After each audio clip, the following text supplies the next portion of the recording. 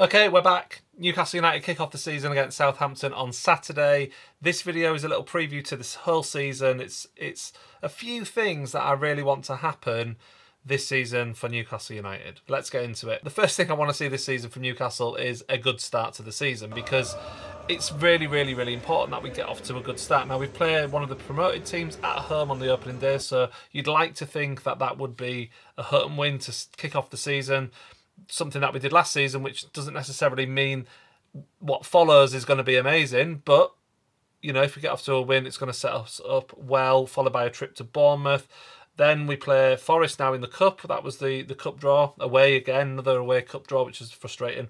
And then we move on to a home game against Spurs, followed by Wolves away, Fulham away, before we then play Man City at home. So that's the opening to the season.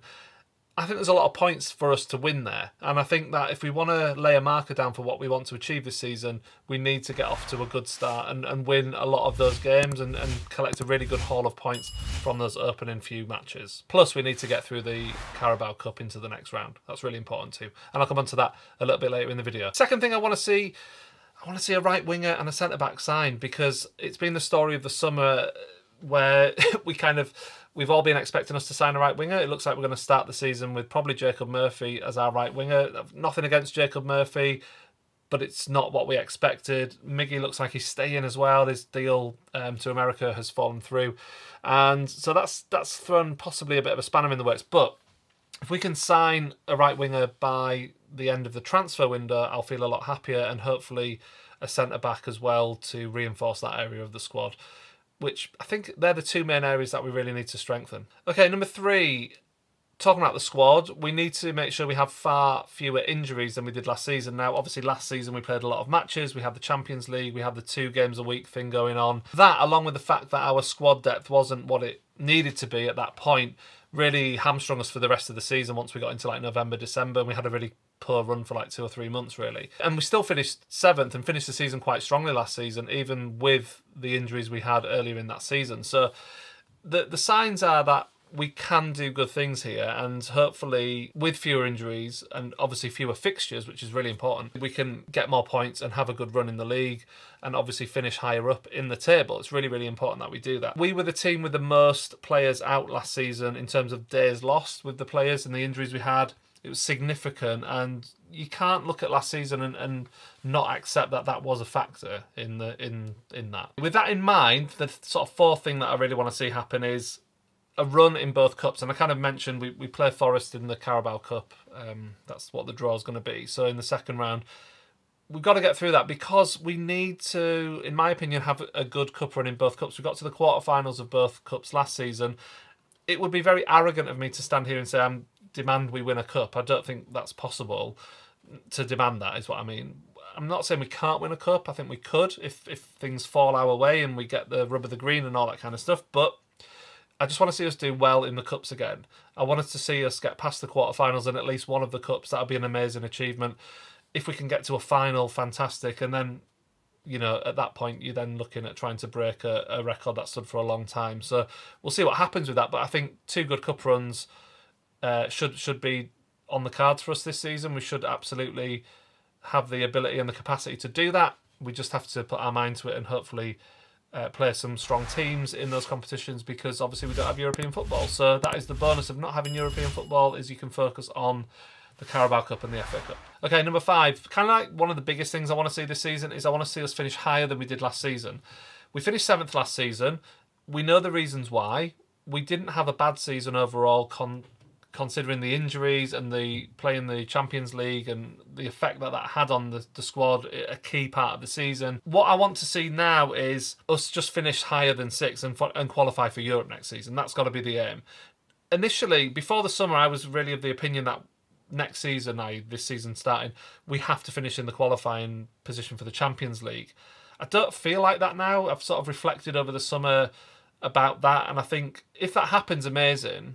And I think there is a chance that could happen, but it's not something I'm expecting to happen. Having seen the other teams around us strengthening, the summer at Newcastle has been a little bit strange. It's been, I wouldn't say turmoil, I think that's too strong, but there's just not been the best vibes coming out of the club throughout the summer. Now, I'm not saying it's a disaster or anything like that. But I think by Christmas we'll have a good idea as to whether the club's in a good place or not. And I think it still is, but I just think that the feelings coming out of the club this summer have been a little bit odd. Obviously, Staveley stepping aside and leaving and all that kind of stuff. That's changed the dynamic of it all. Now, it might have changed the dynamic in a good sense. Like, it could be that we're getting more serious. We've got, you know, the Saudi Arabian owners actually trying to take it a bit more seriously now. We're at this point of the project, if you want to still call it that. And so it could be that it's a good thing. But the fact is, things have changed over the summer, and that has probably had a bit of an effect with Eddie Howe, maybe with the squad. We don't know yet. So I'm not saying our next step should, at this point, be a fourth place finish, because, you know, again, playing in the Premier League is not easy. That's a very big ask for this squad to do. It's not impossible, but it is a big thing to expect.